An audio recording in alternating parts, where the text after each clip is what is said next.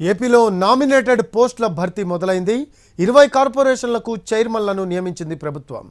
టీడీపీకి 16, జనసేనకు 3, బీజేపీకి 1 చైర్మన్ పోస్టు దక్కాయి. గత ఎన్నికల్లో టికెట్ దక్కని వారికి, పొత్తులో సీటు త్యాగం చేసిన వారికి ప్రాధాన్యం ఇచ్చారు. మాజీ ఎంపీ కొనకళ్ళ నారాయణను ఏపీఎస్ఆర్టీసీ చైర్మన్గా నియమించారు. మునిరత్నంకు వైస్ చైర్మన్ పోస్టు దక్కింది.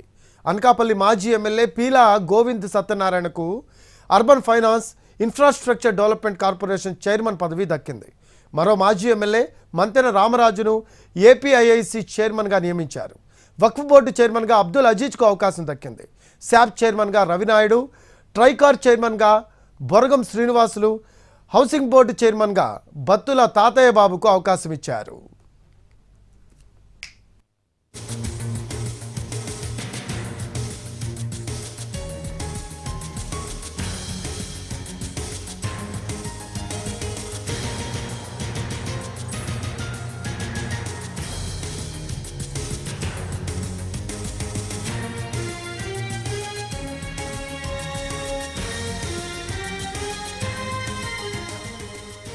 ఏపీలో నామినేటెడ్ పోస్టుల భర్తీ మొదలైంది. 20 కార్పొరేషన్లకు చైర్మన్లను నియమించింది ప్రభుత్వం. టీడీపీకి 16, జనసేనకు 3, బీజేపీకి 1 చైర్మన్ పోస్టు దక్కాయి. గత ఎన్నికల్లో టికెట్ దక్కని వారికి, పొత్తులో సీట్లు త్యాగం చేసిన వారికి ప్రాధాన్యం ఇచ్చారు. మాజీ ఎంపీ కొనకళ్ళ నారాయణను ఏపీఎస్ఆర్టీసీ చైర్మన్గా నియమించారు. మునిరత్నంకు వైస్ చైర్మన్ పోస్టు దక్కింది. అనకాపల్లి మాజీ ఎమ్మెల్యే పీలా గోవింద సత్యనారాయణకు urban finance infrastructure development corporation chairman పదవి దక్కింది. మరో మాజీ ఎమ్మెల్యే మంతెన రామరాజును ఏపీఐఐసి చైర్మన్గా నియమించారు. వక్ఫ్ బోర్డు చైర్మన్గా అబ్దుల్ అజీజ్కు అవకాశం దక్కింది. శాప్ చైర్మన్గా రవినాయుడు, ట్రైకార్ చైర్మన్గా బొరగం శ్రీనివాసులు, హౌసింగ్ బోర్డు చైర్మన్గా బత్తుల తాతయ్య బాబుకు అవకాశం ఇచ్చారు. 20 పాయింట్ల ఫార్ములా అమలు కార్పొరేషన్ చైర్మన్ పదవి బీజేపీ నేత లంకా దినకర్కు దక్కింది. మార్క్ఫెడ్ చైర్మన్గా Karrothu Bangaraju, maritime board chairman Damacharla Satya, TIDCO చైర్మన్గా జనసేనకు చెందిన అజయ్ కుమార్కు అవకాశం ఇచ్చారు చంద్రబాబు.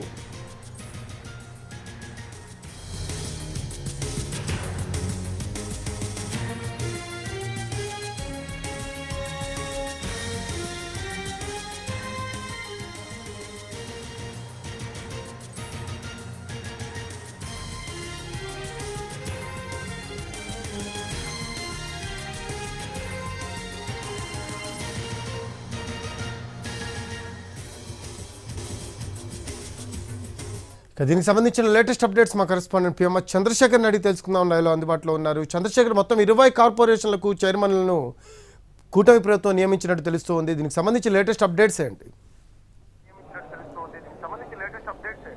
ఎట్టకేలకు 100 రోజుల తర్వాత నామినేటెడ్ పోస్టులకు సంబంధించిన భర్తీ ప్రక్రియను అటు కూటమి ప్రభుత్వం ప్రారంభించింది. చంద్రబాబు నాయుడు దీనికి సంబంధించిన కసరత్తు గత కొంతకాలంగా చేస్తాను. వాస్తవానికి 100 రోజుల్లోగానే ఈ దాదాపు 20 నుంచి 25 నామినేటెడ్ పోస్టులకు సంబంధించిన కార్పొరేషన్లకు సంబంధించిన చైర్మన్లను భర్తీ చేస్తారన్న ప్రచారం జరిగినప్పటికీ 100 రోజుల సందర్భంగా కావచ్చు, ఆలోగానే కొంత ఈ వ్యవహారం తెర మీదకు వచ్చింది. లడ్డూల వ్యవహారం తెర మీదకు వచ్చింది. దీంతో కొంత జాప్యమైన పరిస్థితి కనిపిస్తుంది. సో ఈ నేపథ్యంలో ప్రస్తుతం ఈ కొద్దిసేపటి క్రితం నామినేటెడ్ పోస్టులకు సంబంధించిన భర్తీకి సంబంధించిన ప్రక్రియకు సంబంధించిన జాబితాను విడుదల చేశారు. ఇందులో ప్రధానంగా గత ఎన్నికల్లో పార్టీ కోసం పనిచేసిన వారు, పార్టీ కోసం పనిచేసిన తరువాత కూడా టికెట్లు ఆశించిన వారు ఎవరైతే ఉన్నారో వాళ్ళు టికెట్లు దక్కించుకోలేకపోయిన వాళ్ళు, దాంతోపాటుగా ఎవరైతే కొంతమంది పొత్తుల్లో భాగంగా సీట్లు కోల్పోయిన వారు ఎవరైతే ఉన్నారో వాళ్ళకి ఈ అధిక ప్రాధాన్యత ఇచ్చినట్టుగా కనిపిస్తుంది. దీంతో పాటు యువగళం టీంలో కావచ్చు, అలాగే ఇతర పార్టీకి సంబంధించిన మెయిన్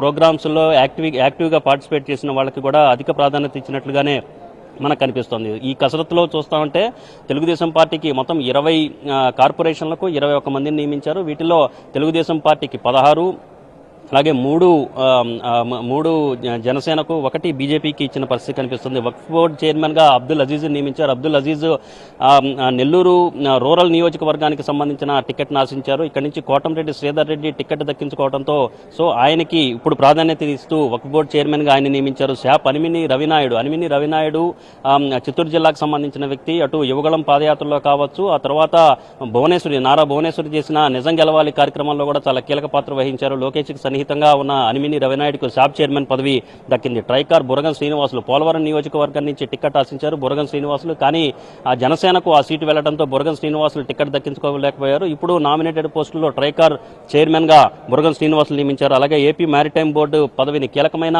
ఈ చైర్మన్ పదవిని దామచర్ల సత్య అటు ఉత్తరాంధ్ర నియోజకవర్గాలకు సంబంధించిన ఇన్ఛార్జిగా పర్యవేక్షకులుగా వ్యవహరించారు. సో ఇప్పుడు దామచర్ల సత్యకు ప్రాధాన్యతనిస్తూ ఏపీ మ్యారిటైమ్ బోర్డుని నియమించిన పరిస్థితి, చైర్మన్ గా నియమించారు. అలాగే సీడాప్ కార్పొరేషన్ కి సంబంధించి దీపక్ రెడ్డిని నియమించారు. దీపక్ రెడ్డి అనంతపురం జిల్లా రాయదుర్గం నియోజకవర్గం నుంచి టికెట్ ఆశించారు. అలాగే యువగళం పాదయాత్రలో కూడా కీలక పాత్ర పోషించిన నేపథ్యంలో దీపక్ రెడ్డికి రాయదుర్గం నియోజకవర్గం టికెట్ ఇవ్వలేకపోయారు. సో ఇప్పుడు నామినేటెడ్ పోస్టుల్లో కొంత ప్రాధాన్యతనిచ్చారు. ఇక 20 సూత్రాల అమలు కమిటీ చైర్మన్ గా లంకా దినకర్, ఆయన బీజేపీ జాతీయ అధికార ప్రతినిధిగా ఉన్నారు. సో బీజేపీ అధికార ప్రతినిధిగా ఉన్నారు. ఆయనకి ప్రాధాన్యతనిస్తూ బీజేపీ కోటాలో లంకా దినకర్ స్థానాన్ని దక్కించుకున్నారు. ఇది చాలా కీలకమైన పదవి. అలాగే ఏపీ మార్కెట్ గా కర్రోతు బంగారాజు నెల్లిమర్ల నియోజకవర్గం నుంచి టికెట్ ఆశించారు. తెలుగుదేశం పార్టీ తరఫున ఇన్ఛార్జ్ గా కూడా వ్యవహరించారు. దాదాపు ఆయనకి టికెట్ ఖరారవుతుందనుకున్న సమయంలో నెల్లిమర్ల నియోజకవర్గాన్ని